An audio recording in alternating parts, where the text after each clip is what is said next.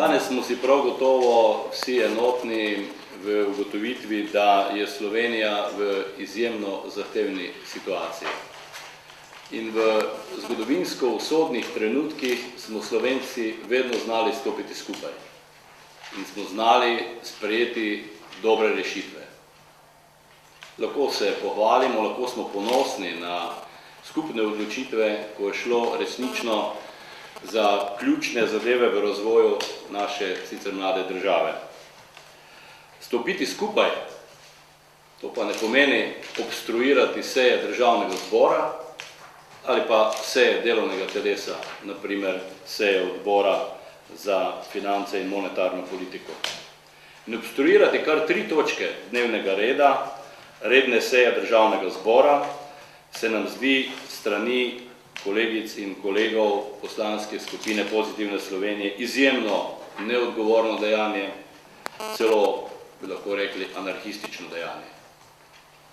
Mi smo tukaj zato, da sprejemamo rešitve in če smo državni zbor konstituirali 21. decembra lansko leto, če smo šele pred kakšnima 2 mesecema dobili vlado, to ne pomeni, da smo sprejeli že tudi vse rešitve za Slovenijo.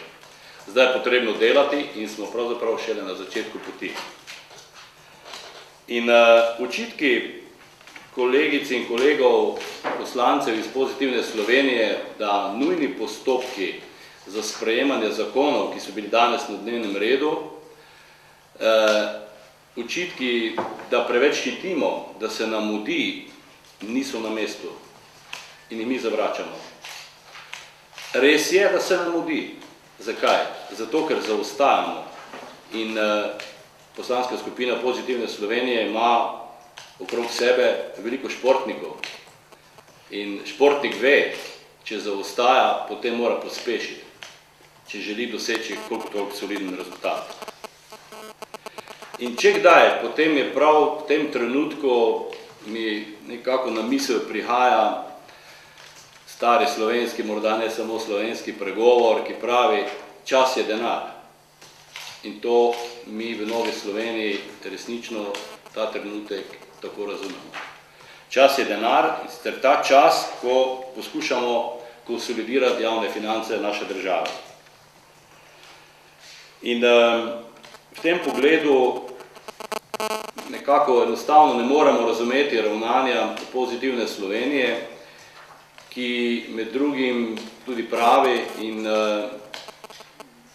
je nekako ponosna na svojega predsednika, gospoda Zorana Jankovića, v tem pogledu, češ da ima dobre izkušnje iz gospodarstva.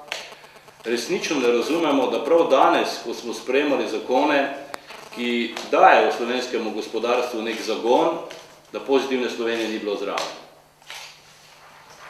Danes sta vsaj 2 zakona, to je novela zakona o dohodnini in novela zakona o davku od dohodkov pravnih oseb, bila predlagana strani vlade, potem tudi izboljšana strani koalicije na matičnem delovnem telesu in prav ta dajeta gospodarstvu možnosti za nek novi razvojni cikel, za nek novi zagon.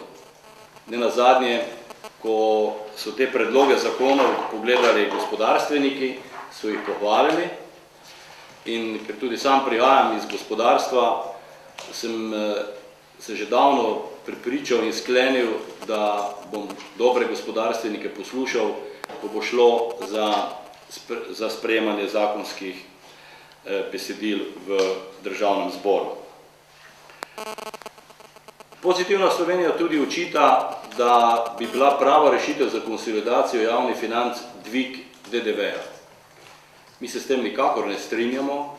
Dvig DDV-ja bi zmanjšal konkurenčnost slovenskega gospodarstva, istočasno pa bi udaril vse sloje, vse državljanke in državljane. Mi tega ne želimo početi in tudi ne počenjamo, tudi po zakonu o uravnoteženju javnih financ trdimo, da najšibkejši sloji prebivalstva ne bodo prizadeti ali pa morda minimalno. Se pravi, vse preveč se danes strani opozicije govori, da nimamo socialnega čuta, to ni res.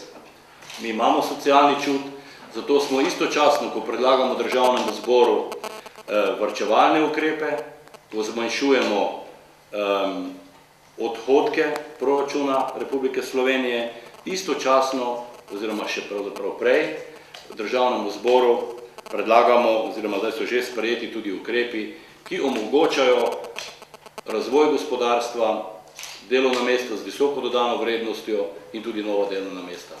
Ker mi v Novi Sloveniji trdimo, da je najboljša socialna politika tista politika, ki ustvarja nova delovna mesta z visoko dodano vrednostjo.